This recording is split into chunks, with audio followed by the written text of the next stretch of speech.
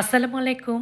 আজকে আমি আপনাদের তৈরি করে দেখাবো হুবহু বেকারি স্টাইলের প্রফেশনাল ওয়েতে ৪টা ডিমের কম তেলের পাউন্ড কেক।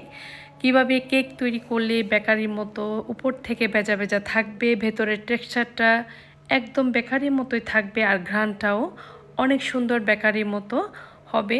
সব কিছুই টিপ সহকারে থাকছে আমার আজকে ভিডিওতে। আশা করছি পুরো ভিডিও আপনারা অবশ্যই দেখবেন এবং আমি যেভাবে দেখিয়েছি এভাবে একবার হলো বাসায় বানিয়ে দেখবেন, একদম বেকারির মতো কিন্তু বানাতে পারবেন। তো আজকে আমার এই ভিডিওটি ভালো লাগলে একটি লাইক দিয়ে ফ্রেন্ডস এবং ফ্যামিলির সাথে আমার ভিডিওটি শেয়ার করতে পারেন। তো চলুন আর কথা বাড়াচ্ছি না, মূল ভিডিও শুরু করি।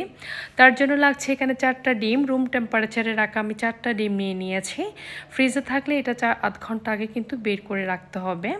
আমি স্পিড 2তে দিয়ে একটু হিট করে নিচ্ছি ডিমগুলো। আপনারা চাইলে হ্যান্ড উইক্সের সাহায্যে কিন্তু এটা হিট করে নিতে পারেন। তো একটু সময় লাগবে, তাও অনেক সুন্দর কিন্তু হিট হয়ে যায়। এখন দিয়ে দিচ্ছি 1 কাপ চিনি। চিনিটা এখানে 1 কাপই লাগবে 4টা ডিমের জন্য। অল্প অল্প করে চিনি দিচ্ছি আর হিট করে নিয়েছি। তো আমি যে এখানে তেল ইউজ করেছি এটা একটু স্কিপ হয়ে গিয়েছে, তেল আর ভ্যানিলা এসেন্স, এটা আমি বলে দিচ্ছি, আপনারা ওইভাবে বানিয়ে নেবেন। ভিডিওটা আসলে নিতে আমার ভুল হয়ে গিয়েছে। তো এই তো সব চিনি দিয়ে একটু হিট করে নিয়েছি। আর এই পর্যায়ে চিনিটা একটু ভালো করে গড়িয়ে আমি এখানে হাফ কাপের চাইতে একটু কম তেল দিয়েছি আর 1 চা চামচ ভ্যানিলা এসেন্স দিয়ে খুব ভালো করে বিট করে নিয়েছি। এখানে নিয়ে নিয়েছি 1 কাপ ময়দা, 3 টেবিল চামচ গুঁড়া দুধ, 1 চা চামচ বেকিং পাউডার। বেকিং পাউডারটা দিতে হবে, এখানে বেকিং সোডাটা দিতে যাবেন না। আর দিয়ে দিচ্ছি হাফ চা চামচ লবণ। লবণটা দিয়ে খুব ভালো করে একটু চেলে নিয়েছি। চেলে নেওয়ার পরে খুব ভালো করে এক পাশ থেকে ঘুরিয়ে ঘুরিয়ে অল্প অল্প করে ময়দা দিয়ে আমি এটা মিক্স করে নিয়েছি। এই ব্যাটারটা একটু পাতলা হবে, মানে পাউন্ড কেকের এই ব্যাটারটা কনসিস্টেন্সি দেখতে পাচ্ছেন এভাবেই থাকবে। আমি ঘুরিয়ে ঘুরিয়ে খুব সুন্দর করে কিন্তু একটা ব্যাটার তৈরি করে নিয়েছি।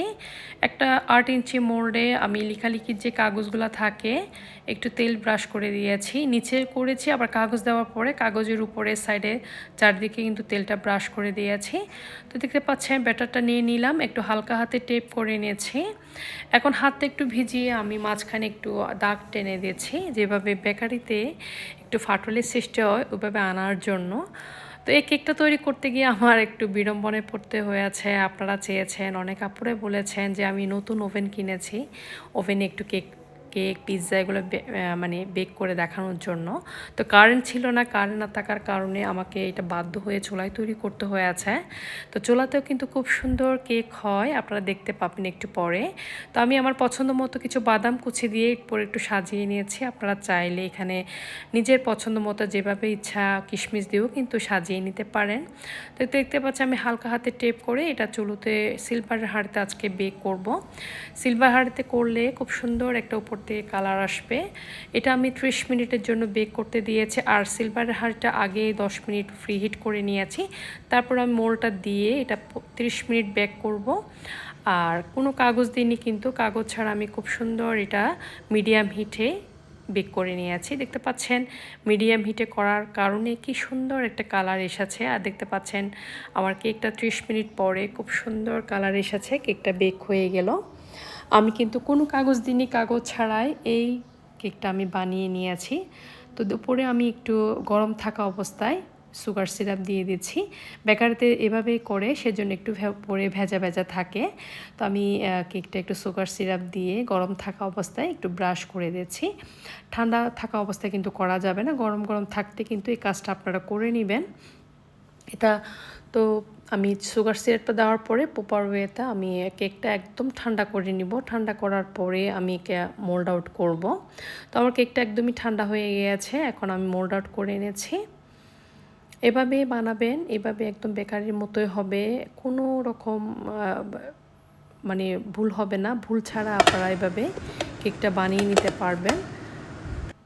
যেভাবে দেখিয়েছি, যেভাবে পরিমাণ মতো আপনারা সব কিছু দিয়ে প্রপার ওয়েতে কেকটা বানাবেন। দেখতে পাচ্ছেন কত সুন্দর হয়েছে, ভেতর থেকে বাইরে থেকে কতটা সফট হয়েছে কেকটা। এটা না বানালে, বাসায় না খেলে বুঝতে পারবেন না।